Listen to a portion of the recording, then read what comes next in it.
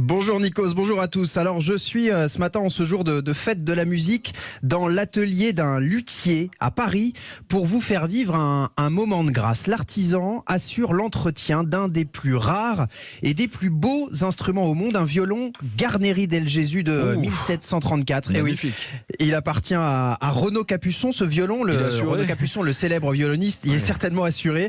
Alors ce que je vous propose tout de suite Nikos, c'est de fermer les yeux et simplement d'écouter. On ferme les yeux.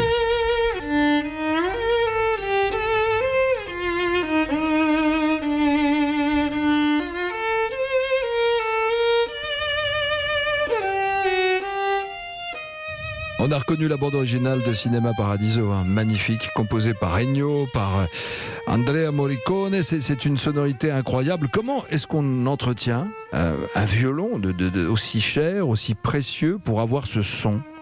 Eh bien, avec l'attention qu'on pourrait porter à un être humain, un membre de sa famille. L'instrument est en bois, le matériau vit, travaille, se déforme avec le temps qui passe ou simplement à cause de la météo. Tout ça, Renaud Capuçon le ressent rien qu'en posant le violon sur ses épaules. C'est comme un être vivant.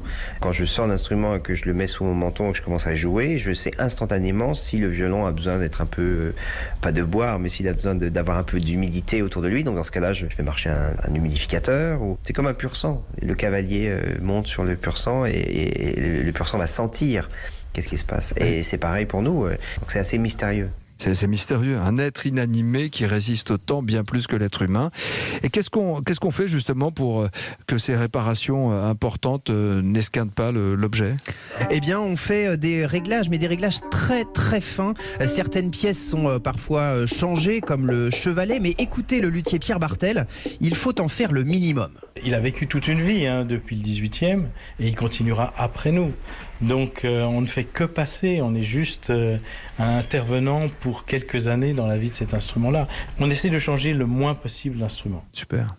Et pour mieux comprendre, Nikos, avec quelle précaution il manipule ce violon, il suffit de connaître, et vous en doutez, sa valeur financière. Elle est de plusieurs millions d'euros.